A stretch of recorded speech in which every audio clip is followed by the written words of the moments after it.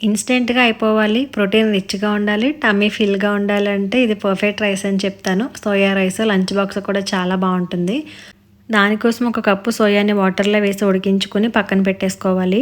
తర్వాత వేరే ప్యాన్‌లోకి ఒక టీ స్పూన్ ఘీ వేసుకొని, అలాగే కొద్దిగా ఆయిల్ కూడా వేసి, బిర్యానీ స్పైసెస్ అన్నీ కూడా వేసుకొని, కట్ చేసుకున్న ఆనియన్స్ అండ్ పచ్చిమిర్చి వేసి, ఆనియన్స్‌ని కొంచెం మెత్తబడేంత వరకు కూడా కలుపుకుంటూ వేయించుకోవాలి.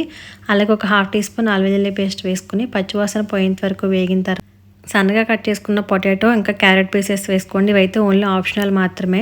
అలాగే ఒక టమాటో కూడా వేసుకొని బాగా కలుపుకున్న తర్వాత మూత పెట్టేసి పొటాటో బాగా మగ్గేంత వరకు మగ్గించుకోవాలి ఒక 2 మినిట్స్ పాటు. అలా మగ్గిన తర్వాత ముందుగా ఉడికించుకునే వాటర్ ఏమీ లేకుండా పిండేసుకొని అవి వేసేసుకోవాలి సోయా.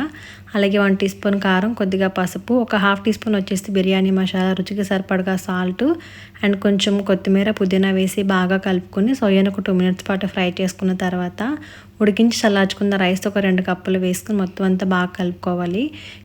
2 మినిట్స్ పాటు కలుపుకుంటే సోయా రైస్ రెడీ అండి. పిల్లలకి మార్నింగ్ టైంలో లంచ్ బాక్స్ కూడా చేసి పెట్టొచ్చు. చాలా ఈజీగా అయిపోతుంది. మీరు ట్రై చేస్తే రీల్ నచ్చితే లైక్ అండ్ ఫాలో.